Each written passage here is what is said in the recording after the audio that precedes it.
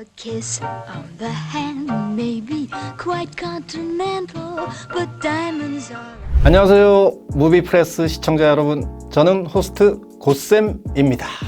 저는 고전 영화에 대한 관심이 아주 높습니다.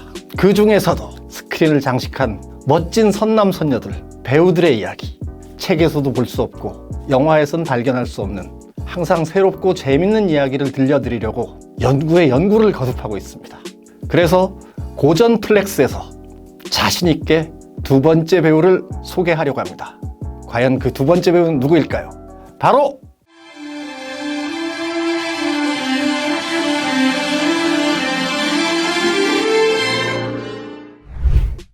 지금은 문을 닫았지만 강남 신사동 사거리에 그랑프리라는 극장이 있었습니다.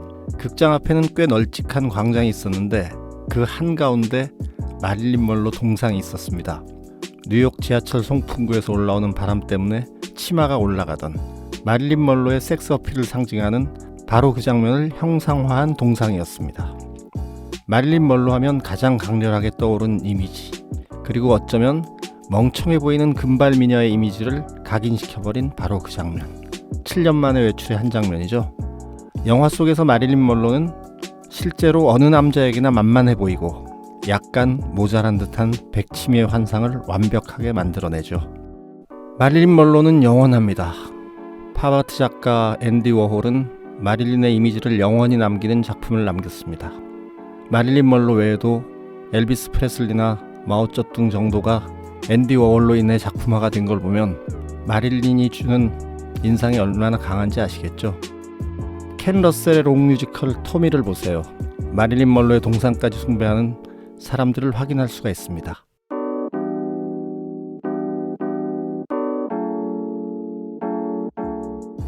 마릴린 먼로의 이미지를 가장 강력하게 모방한 스타는 누가 있을까요? 아마도 팝스타 마돈나가 먼로의 이미지를 차용해서 자신의 섹시한 에너지를 무대에서 폭발시켰던 게 아닐까요? 영화 역사에서 마릴린 먼로라는 이름은 섹시미의 대명사로 아로 새겨져 있습니다. 그런데 그녀가 주연급 스타로 활약한 시간은 불과 10년 정도밖에 되지 않습니다. 1953년 헨리 해서웨이 감독의 나이아가라에서 첫 주연을 맡은 후 같은 해 하워드 혹스 감독의 신사는 금발을 좋아해, 진 네굴레스코의 백만장자와 결혼하는 법, 1954년 오토 프레밍거 감독의 돌아오지 않는 강, 월터 랭의 쇼처럼 즐거운 인생은 없다, 1955년 빌리 와일더 감독의 7년 만의 외출, 56년 조슈아 로건의 버스 정류장, 57년 로렌스 올리비에게 주연은 물론 연출까지 맡긴 왕자와 무희, 1959년 빌리 와일더 감독과 재회한 뜨거운 것이 좋아, 1960년 조지 큐커 감독의 사랑을 합시다. 그리고 제가 어릴 때는 야생마와 여자란 제목으로 기억하고 있었는데요. 그녀의 마지막 작품 존 휴스턴 감독의 61년작 기인들까지, 여기에 이루어지지 않은 영화가 하나 있습니다. 만약 원작자인 트루먼 캐포티가 주장했던 대로 마릴린 먼로가 티파니에서 아침을 해 출연했다면 과연 어떤 영화가 나왔을까요? 상상도 되지 않지만 오드리 헵번과는 완전히 다른 홀리 고라이틀리가 탄생했겠죠. 여기서 대단한 점은 주연 작품 수를 한번 보세요. 겨우 11편. 생각했던 것보다 작품 수가 너무 적다고 여겨지지 않나요? 이렇게 11편의 영화만으로도 좋기 수십 편의 영화에서 주연을 맡은 어떤 스타보다도 더 큰 존재감을 드러내는 게 바로 마릴린 먼로입니다. 단 11편의 영화로 영화 역사에 영원히 남는 최고의 섹스 심벌이 되었습니다. 아무도 흉내낼 수 없는 매력을 몸 안팎으로 보여주었기 때문입니다.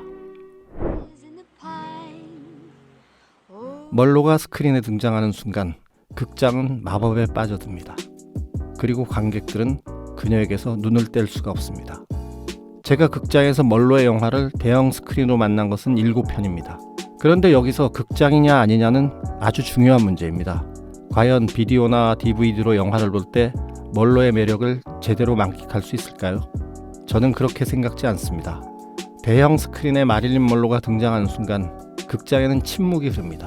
시선을 딴 데로 돌릴 수가 없게 됩니다. 순식간에 관객들을 포로로 만들어버리기 때문입니다. 그렇게 해서 관객은 단숨에 먼로를 하나의 아이콘으로서 숭배하게 됩니다. 오드리 헵번과 마릴린 먼로에게 공통적으로 겹치는 감독이 있습니다. 명장 빌리 와일더입니다.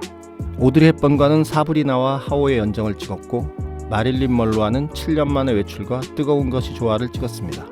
빌리 와일더가 여배우들을 기가 막힌 캐릭터로 직조해내는 솜씨는 두 배우에만 그치는 게 아닙니다. 선셋대로의 글로리아 스완슨, 정부라는 제목으로도 알려진 검찰 측 증인에서의 마를렌의 디트리, 아파트의 열쇠를 빌려드립니다의 셜리 맥클레인, 실로 영화사의 길이 남을 어마어마한 여성 캐릭터들을 창조해냈죠.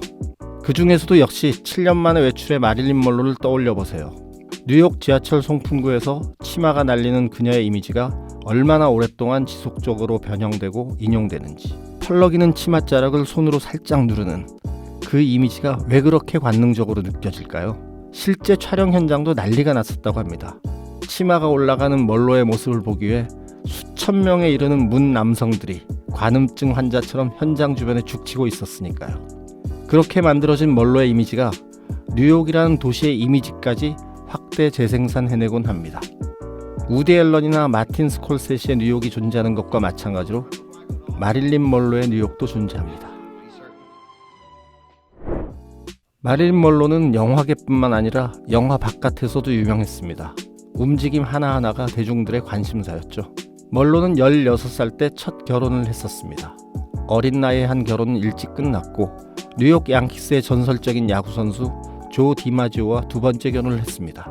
두 사람은 1년도 안 되는 짧은 시간을 함께 살았지만 야구의 전설과 할리우드 최고의 섹스 심벌 사이의 결혼은 두고두고 화제가 되었죠. 어디 그뿐인가요? 세일즈맨의 죽음을 쓴 극작가 아서 밀러와의 세 번째 결혼, 존 F 케네디 대통령과의 연문설, 아직도 의견이 분분한 그녀의 이른 죽음의 원인까지. Happy birthday, Mr. President. Happy birthday to you. 백치미의 대명사지만 마릴린 먼로는 멍청한 금발 미녀로만 보이는 게 싫었습니다. 그래서 열심히 문화예술이라는 공부를 하고 교양을 쌓고자 노력했습니다. 그런데 대중들은 그녀를 섹스 심벌로만 소비해버렸습니다. 먼로가 그토록 애를 쓰면서 단순해 보이는 이미지에서 벗어나려고 노력했는데도 말입니다. 스타로서의 명성은 막강했지만 연기에 대한 욕심은 점점 늘어만 갔습니다. 그래서 전설적인 뉴욕 액터즈 스튜디오를 찾아갔습니다. 당대 최고의 연기 선생이었던 리 스트라스버그에게 직접 가르침을 받습니다. 액터즈 스튜디오가 어떤 곳입니까?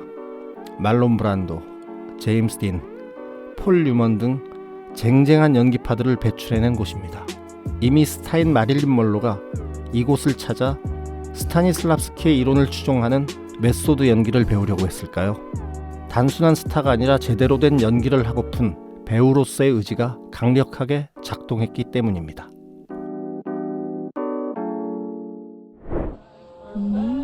먼로는 노래도 잘 불렀습니다. 제가 가장 좋아하는 마릴린 먼로의 모습도 노래를 부를 때입니다. 돌아오지 않는 강에서 기타를 치면서 원 실버 달러를 부를 때, 또 다른 하나는 신사는 금발을 좋아해서 다이아몬드와 걸스 베스트 프렌드를 부를 때입니다. 핑크색 실크 드레스에 보석을 휘감고 나타나서 턱시도를 입은 남자들에게 둘러싸여 부르는 속물적 근성을 고스란히 드러내는 노래. 그럼에도 불구하고 사랑스러운 노래. 현란하고 유혹적이면서도 애정이 가는 신이죠. 바즈 루어만 감독의 물랭 루즈에서도 가장 인상적인 장면 중 하나가 니콜 키드먼이 노래를 부른 장면입니다.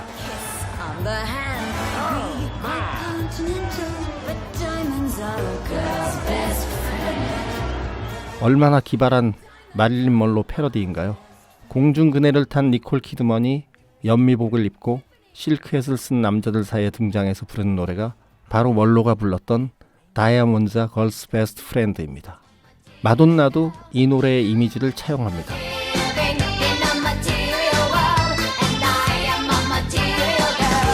신사는 금발을 좋아해 나오는 먼로의 이미지를, 심지어 핑크빛 드레스까지 카피를 해서 영상으로 재해석해내고 있으니까요. 마릴린 먼로는 연기력이 떨어진다는 얘기들을 곧잘 합니다.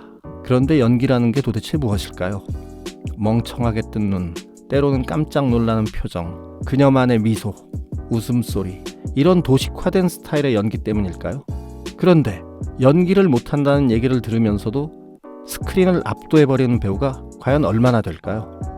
처음부터 그녀에 대한 평가 중에는 이런 게 있었습니다. 모든 남자를 받아들일 것 같은 멍청한 미소를 지닌 할리우드의 표준적인 금발 미인, 반쯤 감은 눈, 긴 속눈썹, 립스틱을 짙게 바른 입술.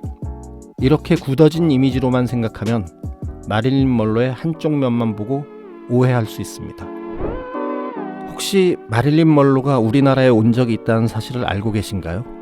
1954년 2월 먼로는 조 디마지오와 결혼하고 일본으로 신혼여행을 옵니다. 한국전쟁은 끝났지만 미군들은 아직 도처에 주둔하고 있었습니다.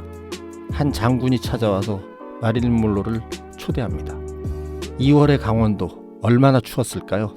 생각만 해도 몸이 부르르 떨리는데 그 엄동설한의 추위에도 먼로는 어깨가 고스란히 드러나는 푸른 빛깔 드레스를 입고 야외 무대에서 노래하면서 군인들을 위로해줍니다. 야외 공연을 할 때 추웠지만 그 추위를 느끼지 못할 정도로 뜨거웠어요라는 말을 남기고 신혼여행지로 되돌아갑니다. 마릴린 먼로가 직접 쓴 마이 스토리의 마지막 에피소드의 제목이 코리아 세레나데입니다.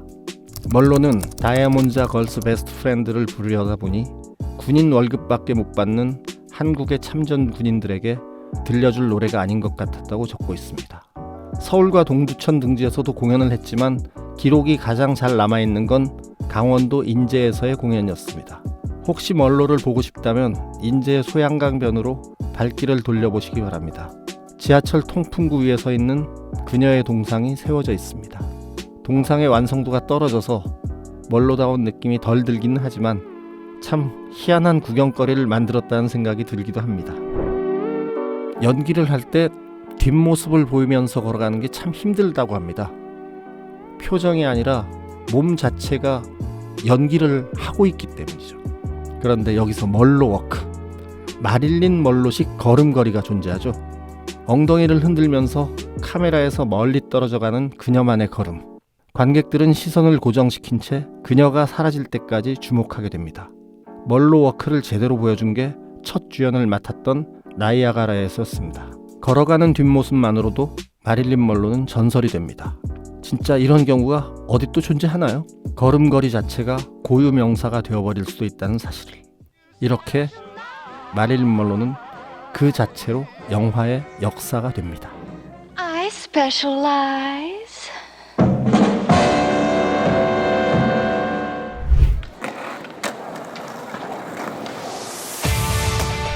자, 고쌤의 고전 플렉스. 이번 시간은 여기까지였습니다. 그럼 다음 시간에 다시 뵐게요. See you next movie.